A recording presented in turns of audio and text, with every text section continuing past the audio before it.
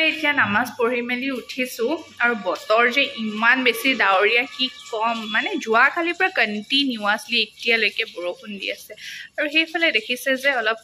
পেণ্ডেলৰ নিচিনা আছে ৰভা দিয়াৰ নিচিনা তাত মানে আজি দোৱা কৰিব ইফতাৰৰ কাৰণে ৰখক দেখাইছো অলপকে ইমান বেছি নাযাওঁ মানে দেখিছেনে পুৰা একদম পানী হৈ আছে সেয়া তাতো যা যোগাৰ চলি আছে আৰু ভাবিছো আপোনালোকক ওয়েলকাম টু জনাই দিও বুলি হেল্ল এভৰিৱান আসসালামু আলাইকুম নমস্কাৰ আপোনালোক সকলোকে মোৰ চেনেল সামিমছ ওয়াৰ্ল্ডৰ অন্যটি নতুন ব্লগলৈ স্বাগতম জনাইছো আশা কৰিছো আপোনালোক সকলোৰে খবৰ ভাল আল্লাহ কৰাত মোৰো ভালে আৰু আজি হৈছে 13 ৰোজা আলহামদুলিল্লাহ গুটেখিনি বহুত ধুনিয়াকে এতিয়ালৈকে গৈছে আৰু পিছৰ কেটাও যেতে বহুত ধুনিয়াকে আল্লাহ পাৰ কৰি দিয়ে হেতুৱে আৰু আল্লাহৰ ওচৰত দুআ পিছে আপোনালোকৰ ৰোজা কেনেবা গৈছে কমেন্ট কৰি জনাবচোন দে এতিয়া 1:30 মান বাজিছে আৰু ভাবিছো অকমান মই কোৰান শৰীফ পঢ়িলো তাৰ পিছত মানে ইফতাৰৰ যি বনাবলগীয়া থাকে সেইখিনি কৰিম বাৰু আৰু দেখালো যে আপোনালোকক আজি ইফতাৰৰ দাওয়াত আছে যে মানে হে ওচৰতে দাওয়াত আছে বলে দুআ আছে কৈছিলো যে তাতে আজহাৰৰো মানে দাওয়াত আছে সো কলুৱে তাৰ দাওয়াত আছে কাৰণে চাইলো কি বনাও বৰ বেছি ইমানকে নবনাও বাৰু এনেও ইফতাৰৰ টাইমত ইমান বেছি খোৱা নহয় তথাপিও আৰু বনাই ভাল লাগে যেহেতু আৰু ভাবিছো আজি আপোনালোকক কিবা এটা ৰেচিপি দিম দেই তেন্তে এতিয়া আৰম্ভ কৰি দিলো আৰম্ভটো অথনিয়ে কৰিলো ন এতিয়া আপোনালোকে একদম চাই থাকিব স্কিপ নকৰাকে দেই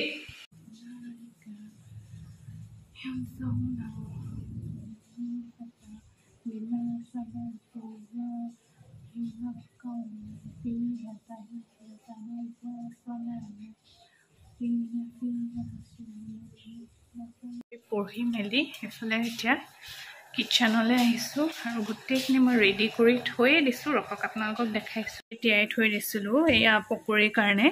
এইফালে মই চানা দাইল আৰু মসুৰ দাইল মিক্স কৰি থৈছিলো ইয়াৰ মই পকৰী বনাম তাৰ পিছত এইফালে এয়া আছে কেঁচা চানা কেঁচা বুট ভাবিছো পিয়াজ দি বনাও নেকি তাৰ পিছত এইফালে আছে মটৰ ঘুগনি বনাবলৈ কাৰণে তাৰ পিছত এইফালে এয়া আলু ভাজিৰ কাৰণে আলু আৰু পিয়াজ মিহি মিহিকৈ কটা হৈছে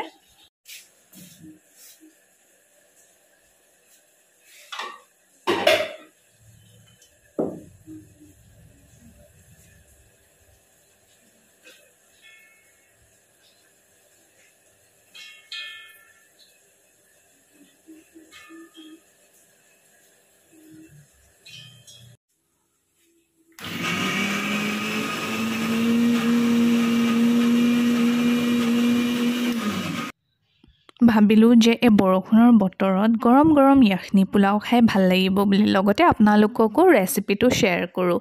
মিহি মিহিকৈ পিয়াজ কাটি ললো মই প্ৰেসাৰ কুকাৰতে বনাব লৈছো আৰু এইফালে মই চাউল তিয়াই থৈছিলো আপোনালোকে জহা চাউলো ব্যৱহাৰ কৰিব পাৰে কিন্তু মই কেআৰটি চাউল ইউজ কৰিছিলো আৰু লগতে বাসমতি ৰাইসো দিব পাৰে কিন্তু মই কেআৰটি দিয়ে বনাইছো এইফালে এতিয়া তেল গৰম হোৱাত মই পিয়াজখিনি দি দিলো আৰু দুটামান ইলাইচি আৰু তেজপাতটো দি ধুনিয়াকৈ এইখিনি মই গোল্ডেন ব্ৰাউন হোৱালৈকে ভালকৈ ভাজিম ইয়াখনি পোলাওত মই যিখিনি মছলা দিম সেইখিনি মই আগতীয়াকৈ মানে গৰম মছলাখিনি প্ৰথমতে মই ড্ৰাই ৰোষ্ট অলপ কৰি ললো তাৰ পিছত মই খুন্দনাত ধুনিয়াকৈ খুন্দি দিলো সেইখিনি বাৰু দেখুৱা নহলে আৰু এইফালে এতিয়া পুৰা ধুনিয়াকৈ গোল্ডেন ব্ৰাউন হৈ গল তাৰ পিছত মই এতিয়া ইয়াৰ ওপৰত আদা নহৰু পেষ্ট দি দিম আৰু মই দৈখিনি ভালকৈ মানে ফেটি লৈছো কাৰণ দৈখিনি নহলে গোটা গোটা হৈ থাকিলে ভাল নহব হেতু কাৰণে ভালকৈ দৈখিনি ফেটি ললো তাৰ পিছত এতিয়া ইয়াত মই আদা নহৰু পেষ্ট দি ললো আৰু নিমখ আন্দাজমতে দি লৈছো তাৰ পিছত এইখিনি মই ভালকৈ ভাজিম মানে কেঁচা গোন্ধটো নুজোৱাৰ লৈকে ভালকৈ ভাজিম আৰু এটা কথা জানেনে পোলাওত মানে যিমান আপোনালোকে ভাজিব পিয়াজ হোক বা যেতিয়া আদা নহৰু দি ভাজিব ভালকৈ পোলাওৰ টেষ্টটো হিমান বেছি ভাল হয় আৰু আনফালে মই চিকেনো বনাই দিছো সেহেৰিৰ কাৰণে এইফালেও মই তেল গৰম কৰি পিয়াজ দি দিলো ইয়াৰ বাৰু ৰেচিপি নিদু আপোনালোকক জাস্ট মই অলপকেহে দেখাই দিছো এইফালে এতিয়া দেখিছে নহয় মানে পুৰা একদম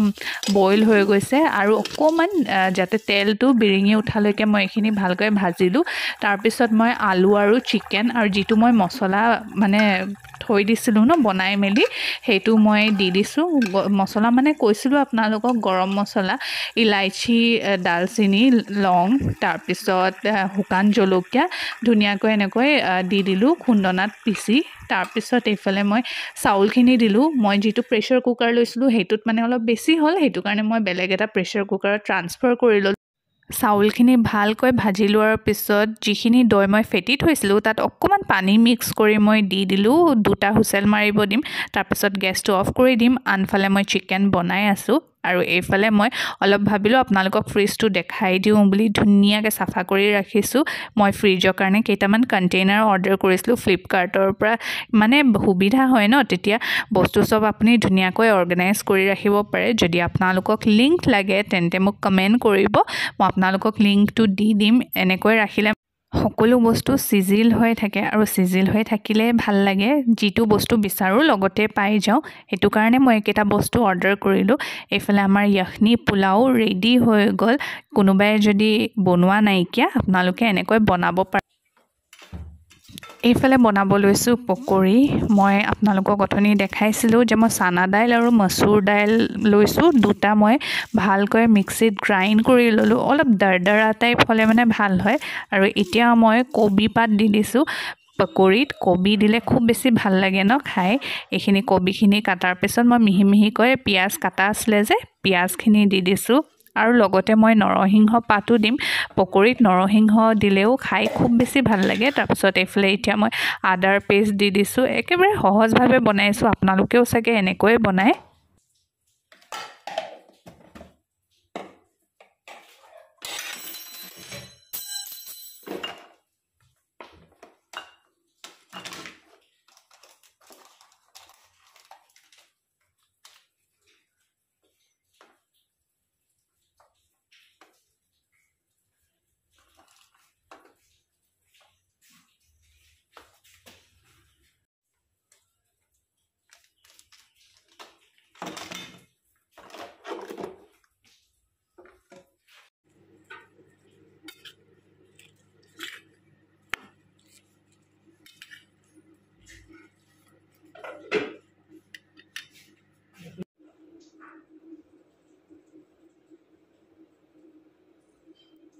হৈ গ'ল ৰেডি অকণমান আৰু অলপ ভালকৈ মিক্স কৰি দিওঁ কালাৰটো ইমান ধুনীয়া আহিছে ন ৰেডি হৈ গ'ল ঘুগুনি হৈয়ে আছে তাৰ মাজতে অলপ বাহিৰত আহিছোঁ চাওকচোন কেনেকুৱা বৰষুণ দিছে পুৰা বৰষুণ দি আছে আৰু এইফালেও পুৰা বৰষুণ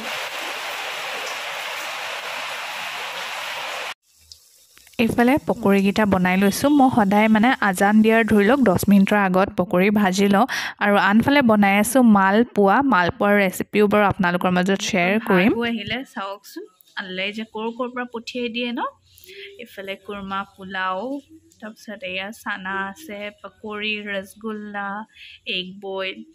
তাৰপিছত এইফালে আছে ফ্ৰুটছ তাৰপিছত এইফালে আকৌ খুৰীয়েও কুৰমা পোলাও দি পঠিয়ালে মানে কিমান খাব আৰু ন এইফালে ইফতাৰখিনিও ৰেডি কৰি দিলোঁ মালপোৱাৰ ৰেচিপিটো আপোনালোকে শ্বৰ্টছ ভিডিঅ'ত পাই যাব মই ফাৰ্ষ্ট টাইম ট্ৰাই কৰিছিলোঁ কিন্তু খাবলৈ বহুত বেছি টেষ্টি হৈছিলে আৰু আলহামদুলিল্লাহ আমাৰ 13 ৰোজা বহুত বেছি ভালকৈ পাৰ হ'ল এনেকৈ ব্লগটো সামৰিছোঁ কেনেকুৱা লাগিলে কমেণ্ট কৰি জনাবলৈ একেবাৰে নাপাহৰিব